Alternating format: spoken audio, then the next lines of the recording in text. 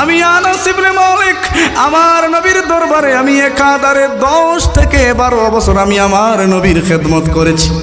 হযরতে সাইয়্যিদিনা আনাস বলেন, আমি দেখলাম ওয়াল হাল্লাকু ইয়াহলিকু, আমি দেখলাম একদিন একজন নাফিদ আমার নবীর চুল মোবারক, এই যে লম্বা চুল মোবারক আমার নবীর সুন্নাত, সুবহানাল্লাহ কি বলবেন না? আরো জোরে বলেন না সুবহানাল্লাহ। ওই আনাস বলছেন আমি দেখলাম একজন নাপিত আমার নবীর চুল মোবারক কাটতে আসছেন। ওই সময় দেখলাম ফাতাফা বি আসহাবি, আমি খেয়াল করে দেখলাম ওইখানের মধ্যে নবীর যত সাহাবায়ে কেরাম উপস্থিত ছিলেন সমস্ত সাহাবায়ে কেরাম ওই চুলগুলা সংরক্ষণ করার জন্য তারা চতুর্দিকে তাওয়াফ করা শুরু করে দিছে। আমি ওই হুজুর ভাইদের কাছে জানতে চাই এই মহব্বতের দলিল দেন, ঠিক কিনা বলেন?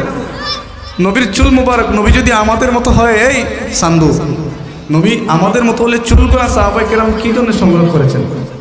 এটা তো দরকার না, তিনি আমাদের মতো। নাউজুবিল্লাহ কি বলবেন না? হযরতে আনাস বলেন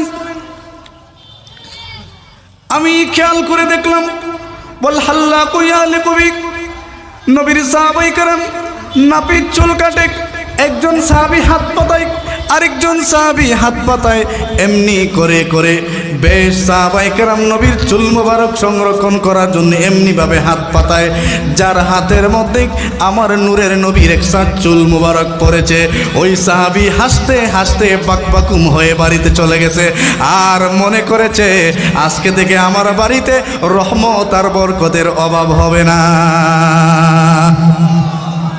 ও আমার মোল্লা মৌলবী ভাইয়েরা, তোমাদের 14 গোষ্ঠীর চুলগুলা বস্তার মধ্যে বাইন্দা তোমাদের বাড়ির মধ্যে লটকাইয়া যদি বলো রহমত আসতে বিশ্বাস করা যাবে না, ঠিক কিনা বলেন?